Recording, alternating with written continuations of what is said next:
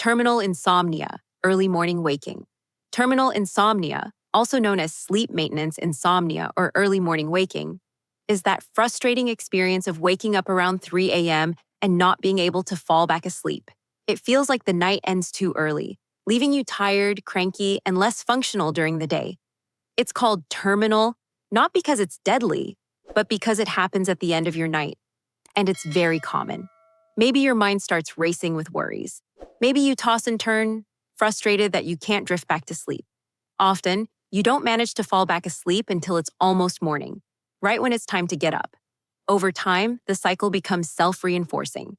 You wake up, you get annoyed, and that frustration makes it even harder to sleep. This kind of insomnia can leave you irritable, unfocused, or even depressed. Many people experience it off and on in their lives, and it can also run in families, suggesting a genetic link. In fact, early morning waking is strongly associated with depression, sometimes as a symptom and sometimes as a contributing factor.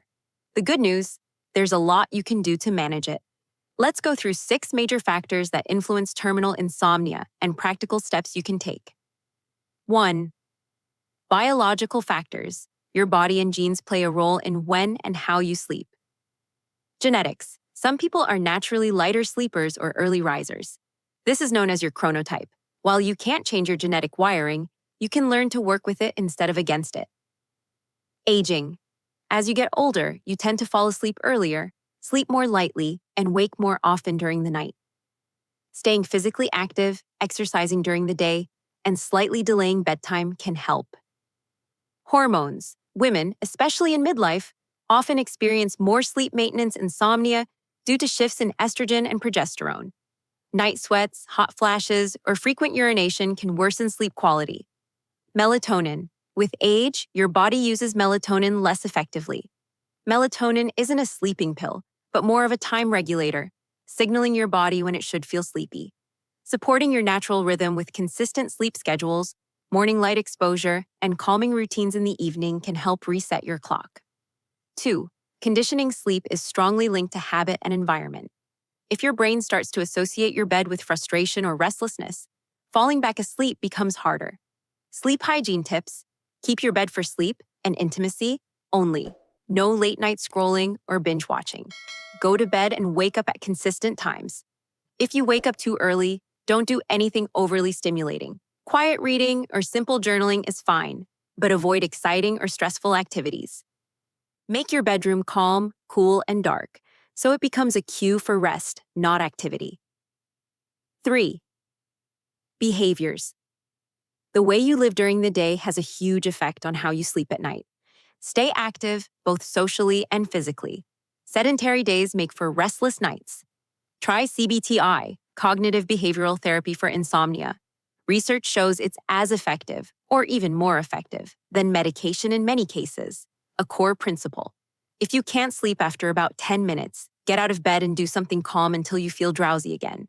This retrains your brain to see the bed as a place for sleep, not frustration. Avoid late-night eating and stimulants like caffeine, nicotine, and alcohol, which can disrupt your sleep cycle. 4. Stress is one of the most powerful disruptors of sleep. Write down worries before bed to clear your mind. Use relaxation techniques, gratitude journaling, or meditation. Exercise regularly. It reduces stress and improves sleep quality. Set firm work boundaries. For example, avoid work emails and problem-solving late at night. Your brain needs to know when it's safe to wind down. 5. Environment. Your sleep environment directly affects how deeply you rest. Temperature. Cooler rooms are better, around 65 to 68 degrees Fahrenheit, 18 to 20 degrees Celsius. A cooling pillow or breathable bedding can also help. Light. Your brain uses light as a signal for alertness or rest. Dim your lights in the evening and try to get bright sunlight in the morning to reset your body clock. If you consistently wake at 3 a.m., afternoon light exposure can help rebalance your rhythm. Noise and comfort. A quiet, comfortable space matters. Earplugs, white noise, or calming background sounds can help mask disruptions. 6. A busy mind. Sometimes it's not your body keeping you awake, it's your thoughts.